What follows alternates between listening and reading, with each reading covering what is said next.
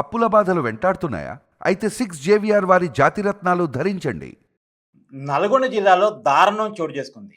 హైదరాబాద్ బోడప్పల్లో ఉండే మహిళ ఇన్‌స్టాగ్రామ్‌లో పరిచయమైన వ్యక్తి కోసం నల్గొండ బస్ స్టాప్‌కి చేరుకుంది.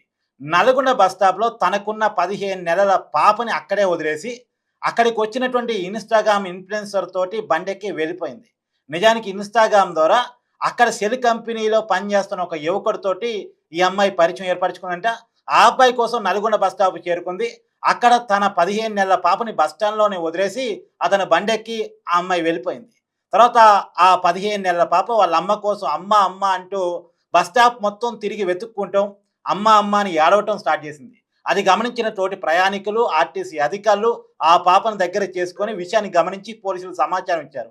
అక్కడికి చేరుకున్న పోలీసులు సీసీ కెమెరా ఫుటేజ్ ద్వారా ఆ పాప వదిలేసిన తల్లెవరు, ఆమె ఏ బండి మీద పోయిందో బండి నెంబర్‌తో ఐడెంటిఫికేషన్ చేశారు సీసీ కెమెరా ఫుటేజ్ ద్వారా. తర్వాత ఆ బండి నెంబర్ ఆధారంగా ఆ బండి యజమానికి ఫోన్ చేస్తే, నా స్నేహితుడు ఈ బండి తీసుకుపోయాడన్న సమాచారాన్ని ఇచ్చారు. మిగతా సమాచారాన్ని కనుక్కున్న పోలీసులు గంటల వ్యవధిలోనే బండి మీద వెళ్తున్నటువంటి ఆ ఇద్దరిని తమ అదుపులో తీసుకున్నారు. నిన్న ఆదివారం రోజు ఆ పాప తండ్రిని కూడా పిలిపించి కౌన్సెలింగ్ ఇచ్చి, ఆ పాపని తండ్రికి అప్పజెప్పి కౌన్సెలింగ్ ఇచ్చి పంపించారు. పెద్ద మనుషుల సమక్షంలో మేము పంచాయతీ చేసుకుంటామని కుటుంబ సభ్యులందరితో లెటర్ రాపిచ్చుకొని పోలీసులు కేసు పెట్టకుండానే వాళ్ళని వదిలేశారు.